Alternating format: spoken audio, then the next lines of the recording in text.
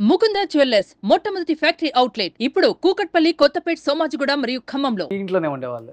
కాదు కాదు ఇంట్లోంచి వెళ్ళాక started going towards speak. Okay. ఇంట్లో ఉన్నప్పుడు అది 2-3 చిన్న చిన్న వేషాలు వేసేది. తర్వాత ఇంట్లోంచి వెళ్ళాక బయటకు వెళ్ళిపోయి then slowly started coming up.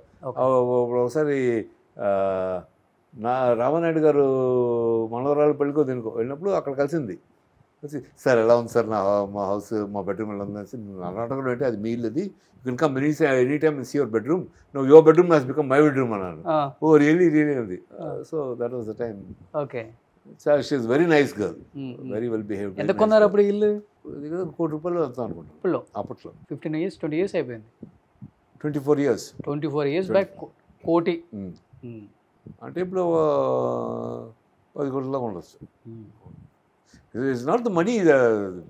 ఇలాంటి ఇండివిజువల్గా హౌస్ కొనలేము కదా మనం. అవును.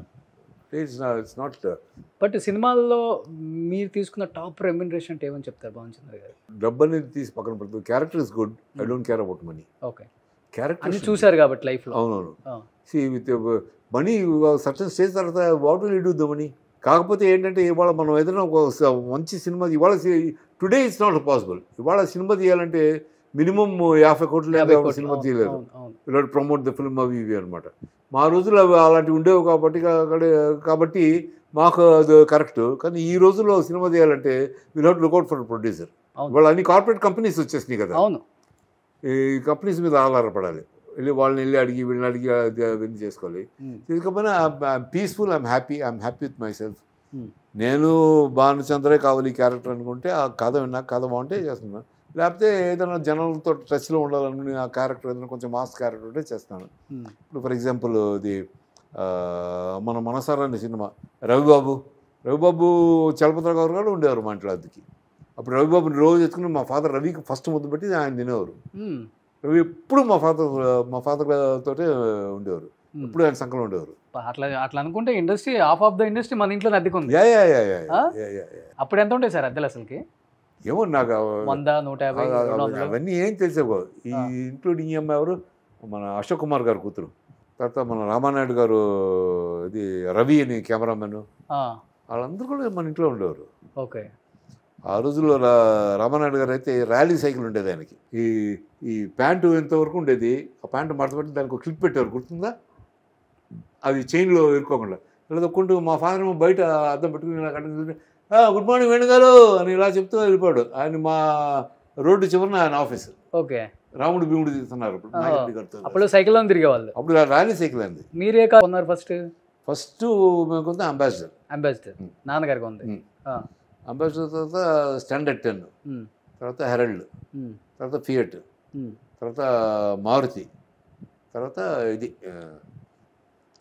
మారుతి, తర్వాత ఇది ఇంకోటి ఏదో వచ్చింది మారుతి నెక్స్ట్. దాని తర్వాత 1000 తర్వాత మారుతి. కార్లు మోజుందా మీకు కూడా? బాగానే పెద్దగా లేదు, చూస్తేనే అర్థమవుతుంది. ఏ కారణం ఒకటి, 2 కార్లు కూడా అది పిల్లలకే. ఇప్పుడు నన్ను కారు కూడా తోలనేమన్నారు. 70 years దాటిపోయి డాడ్ అనుకోవద్దు, you want anybody you just tell me 1 day before I'll book a driver, you go you happily royally sit behind, go and come back, అంతే, don't strain yourself. So Bhanuchandra garu, అంటే నేను విన్నాను, నిజమో కాదో నాకు తెలియదు, అప్పుల్లో చాలా అందంగా ఉండేవాళ్ళు, కొంచెం కలర్ తక్కువైనా కానీ భానుచంద్ర గారు హైట్, వెయిట్, ఫిజిక్ చాలా బాగుండేది. వాళ్ళ నాన్నగారు ఆల్రెడీ ఇండస్ట్రీలో ఉన్నారు కాబట్టి ఒక పెద్ద స్టార్ హీరోయిన్, ఇప్పుడు అంటే అప్పుడు స్టార్ హీరోయిన్ ఇప్పటికి ఉన్నారు, ఆమెతో పెళ్లి సంబంధం కుదిరింది, ఎంగేజ్మెంట్ వరకు వెళ్ళింది, చివరి స్టేజ్లో వద్దనుకొని డ్రాప్ అయిపోయారు. అవును, ఎంగేజ్మెంట్ కూడా అయిందని విన్నాను నేను. ఎంగేజ్మెంట్ అవ్వలేదు, ఎంగేజ్మెంట్ వరకు కాదు. ఒక స్టార్ హీరోతో మా అమ్మగారికి తీసుకెళ్ళి బెడ్రూమ్లో నైట్ 12:85 న్యూ ఇయర్కి బెడ్రూమ్కి తీసుకెళ్ళి ఆవిడ మా అన్నయ్యను మా అమ్మ ఉన్నారు బెడ్రూమ్లోకి పంపించేసి నేను బయటకు వెళ్ళి కూర్చున్నాను. నైట్ 12 మార్నింగ్ 4 బయటకు వచ్చారు ఆవిడ. మార్నింగ్ 4 ఏం మాట్లాడారో తెలియదు. 4 వచ్చాక అమ్మాయిని తీసుకెళ్ళి కారులో తీసుకెళ్ళి తర్వాత ఒక బీచ్ దగ్గర కూర్చుని బీచ్ దగ్గర చెప్పి, నువ్వు నీకు అన్నీ ఉన్నాయి, నువ్వు పెద్ద హీరోని అవుతావు అని చెప్పి అమ్మాయిని ఇంట్లో దిగపెట్టేసి వచ్చేసాను. అంటే మీరు ప్రేమించారా? నేను ప్రేమించిందా? అవుట్ సైడే, నా సైడ్ లేదు. నేను మన ఇద్దరికి పెళ్ళయ్యాక ప్రేమిస్తాను కానీ నువ్వంటే నాకు అభిమానం ఇష్టం, బట్ ప్రేమ ఏంటి అనేది నువ్వు లేకపోతే నేను చచ్చిపోతాను అనేది కాదు ఇక్కడ. ఇది మా అమ్మకి ఇష్టమైన అమ్మాయినే నేను చేసుకున్నాను చెప్పాను మా అమ్మతోటి. అందుకని ఇంటికి తీసుకొచ్చారు. అందుకే ఇంటికి తీసుకొచ్చి మా అమ్మతోటి మా అన్నయ్యతోటి లోపల పంపించాను. లోపల పంపించాక 2-3 అవర్స్ మాట్లాడి బయటకు వచ్చాక అమ్మాయికి కన్నీళ్ళు పెట్టుకుంటే ఏడవద్దు, నీకు అన్నీ బాగా జరుగుతాయి అని చెప్పి వదిలేసి బాగా హ్యాపీగా ఉంది. అప్పుడు స్టార్ హీరోయిన్ అయిపోయారు. తర్వాత మీరు యాక్ట్ చేశారు కదా మళ్ళీ ఆమెతో. ఆ తర్వాత ఒక సినిమా, 1-2 సినిమాలు. మీ సినిమాలో మీకు నచ్చిన మంచి పాట అంటే మీరు చేసిన సినిమాలో? నేను చేసిన సినిమాలో పాటలు అంటే 2. అంటే మీరు ఆ హీరోయిన్తో చేసిన సినిమాలో? ఆ హీరోయిన్ చేసిన గుర్తులేవు, బట్ మరి ఇప్పుడు కలుసుకుంటూనే ఉంటారు కదా, కలిసినప్పుడు పాత రోజులు గుర్తొస్తుంటాయా? అదే అవంతే, అప్పుడు ఆన్ ది స్పాట్ మర్చిపోయాం అంతే. అంతే, ఎవరి జీవితం వాళ్ళదే. సో ఎప్పుడు చూసినా కూడా హాయ్ హాయ్ అని అనుకోవడం బాగున్నాను. తను మీ కుక్కలు ఎలా ఉన్నాయి, బాగున్నాయి అవి ఇవి అలా. బట్ ఎప్పుడు అడగలేదా అన్ని గంటల పాటు మా అమ్మతో ఏం మాట్లాడారు బెడ్రూమ్? అప్పుడు మా అమ్మ నాతో చెప్పింది, వద్దులేరా ఇప్పుడు ఇద్దరు ఆర్టిస్టులు అయిపోతే ఇంట్లో పిల్లల్ని ఎవరు చూసుకుంటారు, వాళ్ళని జాగ్రత్తగా చూసుకోవాలి కదా. Family is important, it's more important then whatever you achieve in life. అవును, because you're perfect. If you have a good perfect family with good children, you can live happily. And that's what matters in life. It's not how much money you make, it's how much happiness you gather from life. మా అమ్మ కొన్ని మాటలు బ్రహ్మాండంగా చెప్తుంది. ఇంట్లో support లేకపోతే మనం ఫీల్డ్లో అసలు పని చేయలేం. ఎస్పెషల్లీ మా మదర్ ఒక వెన్నుపూస. ఆవిడ వెనకాల ఉంటే ఆవిడ అన్నీ తర్వాత అమ్మ చూసిన సంబంధం చేసుకున్నారా? అమ్మ చూసిన సంబంధం. అమ్మ నువ్వు ఏ అమ్మాయిని కావాలంటే అమ్మాయి నాకు నచ్చాలమ్మా, నువ్వు చూసిన అమ్మాయి నాకు నచ్చాలి. అవునరా, నువ్వు హీరోవి ఆర్టిస్ట్వి, నీకు అందంగా లేకుండా నేను చేస్తానంటే అమ్మాయిని అని మా అమ్మ కూడా చెప్పేది. 3 సంబంధాలు మా అమ్మతో వెళ్ళి చూసాను, 4వ సంబంధం నేను రానని చెప్పాను. వెళ్ళి చూస్తారా అమ్మాయి నీకు ఒక. అప్పుడు మా అమ్మ చూసి వచ్చి, రే అమ్మాయి కొంచెం నువ్వు ఒకసారి చూస్తే మనం ఓకే చేసుకుందాం అంటే వెళ్ళాను. నేనేంటి మా అన్నయ్య పెళ్లి చేసుకోలేదు అప్పటికి, నేను బ్రహ్మచారిగానే ఉండిపోతానంటే మా అమ్మ ఇంట్లో రోజు నెత్తి బాదుకునేది, ఏంట్రా ఇద్దరు అత్యవసరం అమ్మతులాగా అయిపోయారని. అప్పుడు మా అమ్మ వాళ్ళంచి నేను చేసుకుంటాను, నీకు వాళ్ళని చేసుకుంటాను అని చెప్పి వెళ్ళాను. వెళ్ళి మామూలుగా సింపుల్గా చెప్పులు వేసుకుని మామూలుగా వెళ్ళాను. వెళ్ళి చూడగానే మా అమ్మ ఇలా ఉంటే బల కింద కాలు నొక్కుతుంది. నాకు ఎంబారెస్మెంట్, ఫాదర్ ఎదుర్కొన్నాడు, మా అత్తగారు ఎదుర్కొంది, అమ్మ నిలిచింది. అప్పుడు ఆయన వచ్చి మీ అమ్మతో ఏదైనా మాట్లాడుకుంటే ఆ పక్కన రూమ్ అక్కడ మాట్లాడుకున్నాను.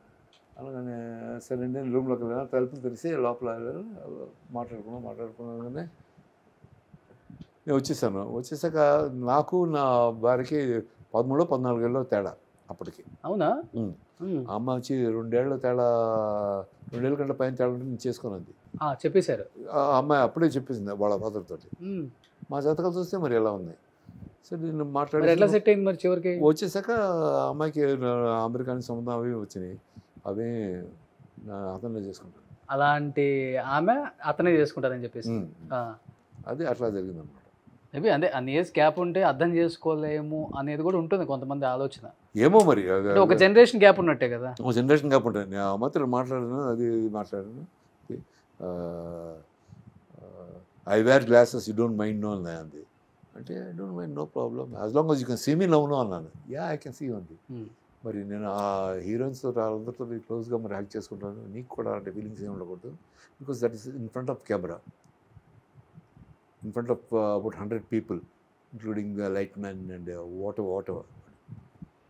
So as long as that అర్థం చేసుకున్నారు ఇండస్ట్రీని అర్థం చేసుకున్నారు, ఎలా ఉంటారు మనుషులు. అవునవును, కొంచెం క్లోజ్నెస్ ఎక్కువ ఉంటుంది కదా ఇండస్ట్రీ అంటే. దాని షూటింగ్స్కి వచ్చినా కూడా ఎందుకు అంత హగ్గింగ్లో ఎందుకు అంత టైట్గా హగ్ చేసుకున్నారని అడిగి అయితే దట్స్ పార్ట్ ఆఫ్ సినిమా. అయితే సినిమా హగ్ చేసుకున్నట్టు అది ఒరిజినల్ ఫీలింగ్ ఉంటేనే ఆడియన్స్ కూడా చూసేవారు, ఆహా ఎంత బాగుంది ఈడు చూడు ఉండాలి. ఇప్పుడు పెళ్లి సంబంధానికి వెళ్ళినప్పుడు ఎలా ఈడు చూడని చూస్తున్నారు, అలా చూస్తారు వాళ్ళు.